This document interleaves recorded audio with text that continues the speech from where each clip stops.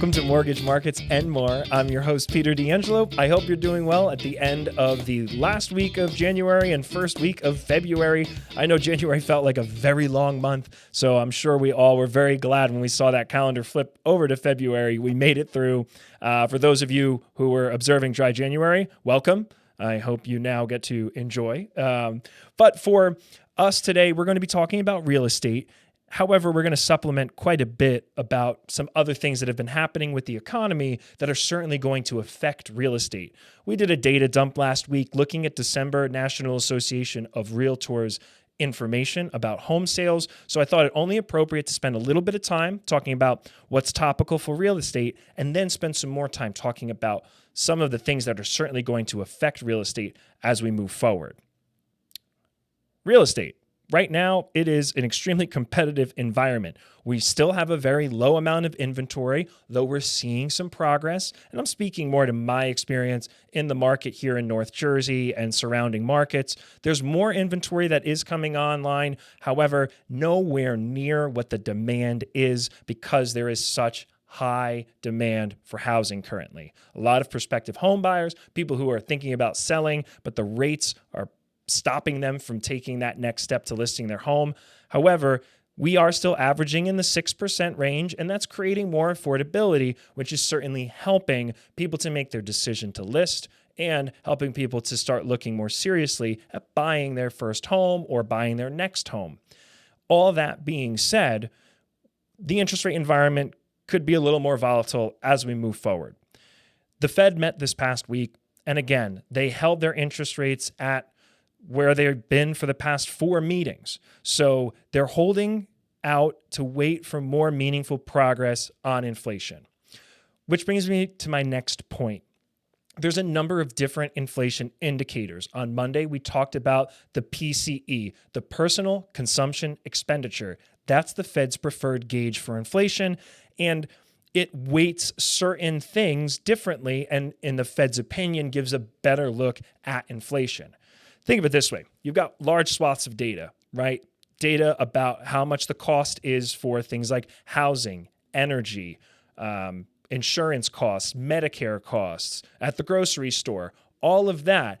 Everyone's not buying those things at all times, so the Fed's PCE weights things in a way that gives you an indication that they think is the closest to the truth of what actual inflation is. Again, inflation is a metric year over year. If prices were high a year ago, we're seeing the growth from those high prices. So you may not see relief when it comes to going to the grocery store or getting gas because it's still on an annualized basis where we're looking back.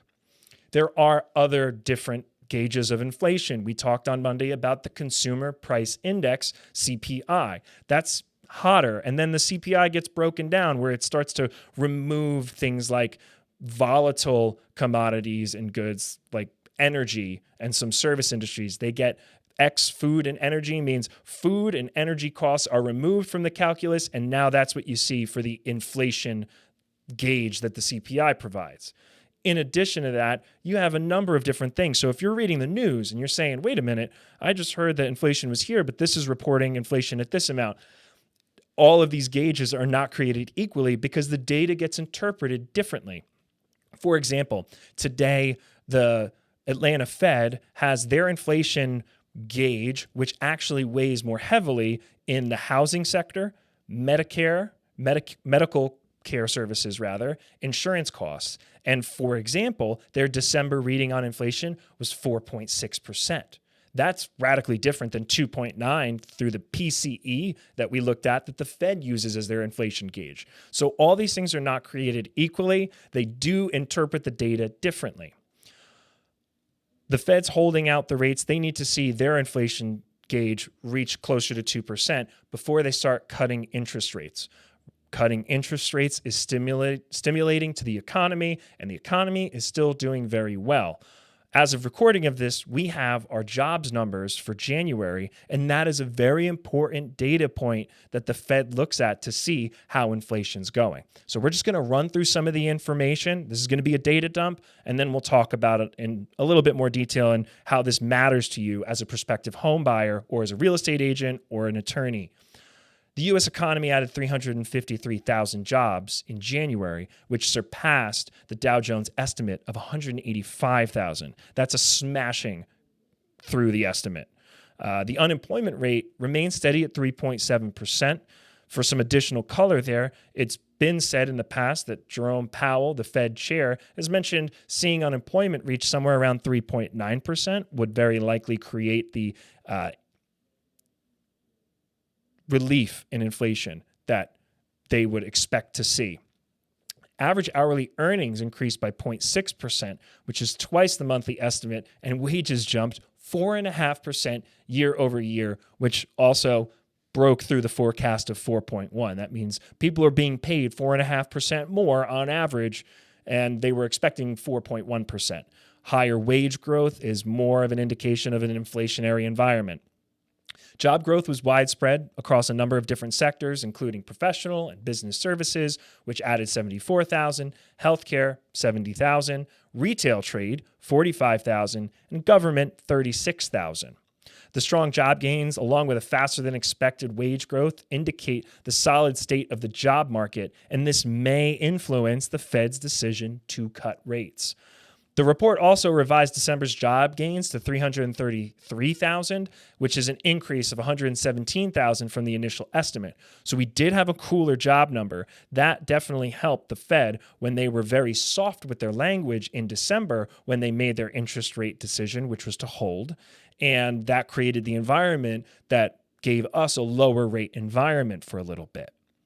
The positive jobs report, like I said, is going to impact the Fed. However, the futures market now indicate an 80% chance that the Fed does not cut its interest rate. So as I mentioned on Monday, top of January, we saw an expectation of maybe 80% likelihood of a rate cut by March, and that dwindled down to 50% into the second week, third week, and now we're at a point where after the Fed spoke on Wednesday, we're not going to be seeing an interest rate cut very likely. It's almost not even in the realm of possibility anymore at a 20% chance. The stocks had their mixed reactions, so the Dow Jones dropped and the S&P and NASDAQ remained positive, so there's going to be more volatility. The volatility in the stock market is going to translate to volatility in the bond market, which is what drives mortgage interest rates. So that's something to be considerate of. I'm still feeling very confident in my assessment from earlier this week that we could see mortgage interest rates start to tick up a little bit. I know they are today, and we'll probably see that play out more over the next couple weeks. Despite the concerns about inflation, recent data shows that inflation is moving in the right direction, which the core, as I mentioned, is at 2.9, and various other inflation gauges, including the Fed, is still trying to reach its 2% goal. We can take a look at all this and really get a good understanding that we're not there yet.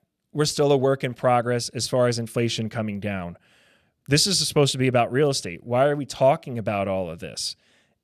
All of these things affect buying power in the real estate market, and that's going to change competition. I can say categorically for anything that's being listed right now that is halfway decent, there's a ton of offers. We're also seeing some strategies implemented on the real estate side with listing agents having a much lower list price that garners a lot more attention across multiple price point brackets. If you get pre-approved and you're ready to buy a home, you establish a budget.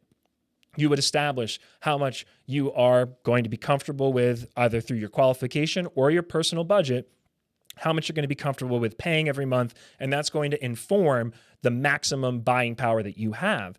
And then you're going to talk to your real estate agent and tell them, this is my max. Given that there's competition in the market, I need to be shopping at list prices of X amount. And it ranges. It depends on the markets that you're buying in. And also every home is unique. But by and large, this is how this goes. Well, when you have a property that's listed lower, you start to garner attention from people that have a max here and then maybe a max here. And then before you know it, you got 15 to 20 offers and the sellers are still getting to have their pick of the litter when it comes to the offers that are being presented. So it's very competitive right now. I've said it before and I'll say it on every podcast. Preparation is key. Making sure you're prepared, committed, and ready to move. That's going to give you your best likelihood of success. As this is getting competitive, obviously the mortgage rate market and the affordability is going to inform how many people are able to bid, how many people are going to afford to be in the game to be competitive. Suffice it to say, we've got a lot that still needs to be worked out with inflation. It's very likely that we're not seeing a rate cut in March. We're going to have this rate environment as kind of the status quo with some pops up and some dips, all depending on the data. The Fed themselves said they're data dependent. If you keep your eye on the data and we keep our eye on the data together, you're going to be making informed decisions, not unlike what the Fed has to do when they're creating their policy.